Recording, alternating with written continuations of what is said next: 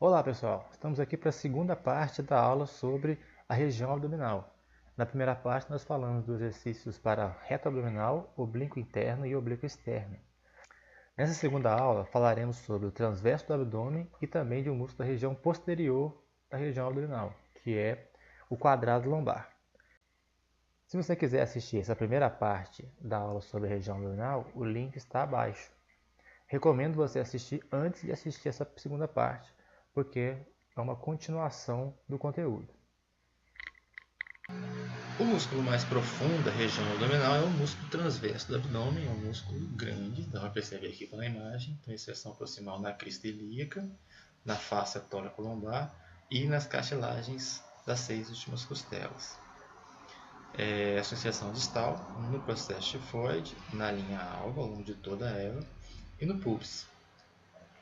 A inervação do transverso do abdômen está nos 5 últimos nervos intercostais e no nervo hipogástrico inguinal, mesmo dos oblíquos internos e externos. Dá para a gente perceber que ele tem uma abertura aqui, nessa parte mais distal. Essa abertura aqui se encaixa ao reto abdominal. Então você tem já uma ligação entre o músculo transverso do abdômen e o músculo reto abdominal. Como a gente falou aqui, a inervação do transverso é a mesma dos oblíquos. E ele também se insere na linha alva, assim como os oblíquos. Então, os músculos abdominais eles têm uma inter-relação muito grande em suas ações. A ação específica do transverso do abdômen é quando contraído bilateralmente, aumentar a pressão abdominal, aumentar a tensão da parede abdominal anterior, estabilizar a coluna lombar, importantíssimo, e o movimento de respiração forçada. Ou seja, todos os músculos abdominais estão envolvidos no processo de respiração forçada. Quando ele contrai unilateralmente, ele faz uma rotação ipsilateral, que é uma rotação para o mesmo lado do movimento. Então, como foi dito, o transverso do abdômen é um importante estabilizador da coluna. Ele age como um cinturão para a coluna lombar. Em alguns movimentos é importante utilizar técnicas respiratórias para poder aumentar a ação do transverso do abdômen. Então aqui tem alguns exemplos de exercícios que você precisa melhorar a estabilização para poder realizá-los corretamente. A prancha lateral, a prancha ventral, esse exercício conhecido como Superman, ele está envolvido na contração do transverso do abdômen, além de outros músculos dessa região. O agachamento, o overhead squat, o agachamento com a mão para cima. Aqui está um exemplo de exercício que você precisa muito da estabilização da coluna. O bracing é uma técnica respiratória que vai fazer a ativação desses músculos profundos. E essas setas demonstradas em direção ao corpo da pessoa quer dizer o sentido de contração muscular que está acontecendo. Então, nesse movimento aqui, você pode perceber que a pessoa está se mexendo pouco. Ela está bem estabilizada. Ou seja, ela tem uma ativação muito grande dessa musculatura abdominal.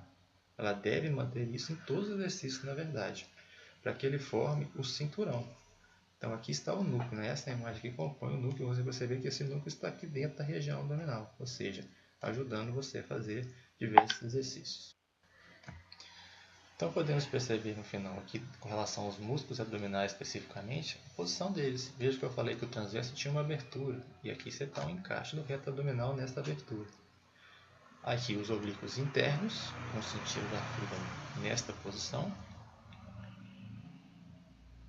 E aí você tem uma melhor colocação com a face passando sobre o reto abdominal. E em seguida vai fazer a colocação dos oblíquos externos. Você vai perceber que eles vão complementar no sentido de fibra diferente dos oblíquos internos.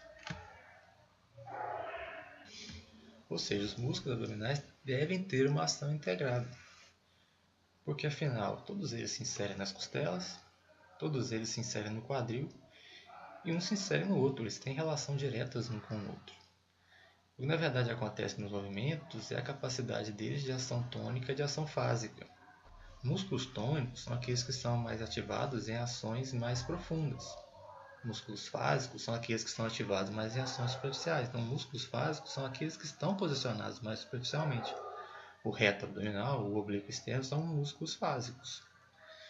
O transverso, por ser um músculo mais profundo, ele é um músculo tônico. Ele mantém o tônus. Então, quando você faz um movimento como esse daqui, você tem a ação de todos os músculos abdominais.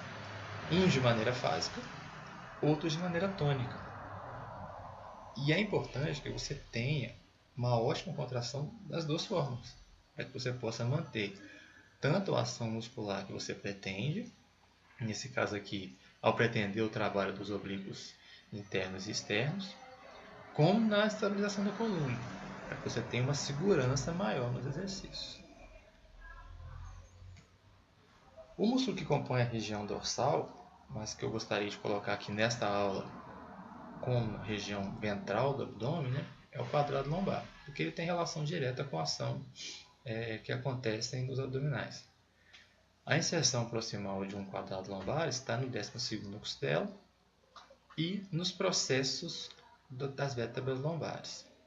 A inserção distal na crista ilíaca e no ligamento ilio-lombar. A inervação dele está no último nervo intercostal e na região de L1. O quadrado lombar ele realiza a inclinação do tronco. Eu falei anteriormente que os abdominais oblíquos realizam essa inclinação, ou seja, flexão lateral. E ele realiza a inclinação homolateral, quer dizer, quando você faz uma inclinação como essa do lado esquerdo, você tem ativação do quadrado lombar deste lado. Ele também ajuda a deprimir a 12ª escápula e faz a extensão da coluna lombar. Um exercício muito utilizado para a região lombar, ou pelo menos que se pensa que é utilizado na região lombar, é a extensão no banco romano. Mas na verdade a gente pode perceber nesse movimento aqui que pouca ação do quadrado lombar existe. Isso aqui existe um movimento de extensão do quadril. Então o movimento é de glúteo e de isquiotibial, e não necessariamente do quadrado lombar.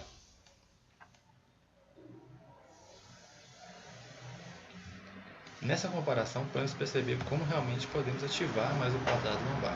Aqui você tem uma extensão da coluna, aqui você tem uma extensão do quadril. Se você conseguir realizar uma extensão da coluna lombar, você terá ativação do quadrado lombar. Esse movimento por si só é uma extensão da coluna como um todo, então ele tem uma grande ação de eretores da espinha. Esse movimento aqui não há extensão da coluna, então o quadrado lombar está ativado em forma isométrica, não como ação dinâmica. Aqui a ação dinâmica seria de glúteo e de isquiotibial. Então, para que esse exercício comumente utilizado no banco romano seja específico para o quadrado lombar, ele teria que ocorrer uma extensão da coluna lombar, o que realmente é um pouco difícil para este movimento. Este outro movimento, onde o sujeito vai fazer a caminhada com a flexão total do ombro, você tem aqui uma ação de quadrado lombar, quer dizer, para evitar que haja uma inclinação da pelve o tempo inteiro quando você fizer a caminhada.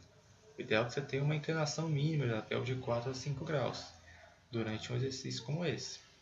Se você conseguir ativar com pouca inclinação da pelve, você tem uma boa ação do quadrado lombar, porque o quadrado lombar faz flexão lateral da coluna, então ele vai estabilizar bastante nessa realização do movimento.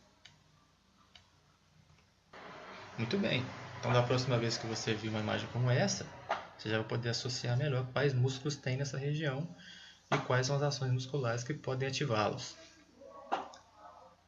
Para mais informações sobre exercício físico e saúde e nutrição, você pode acessar o nosso site institutoqualidadedevida.com ou enviar no nosso e-mail ou ainda em nossas redes sociais.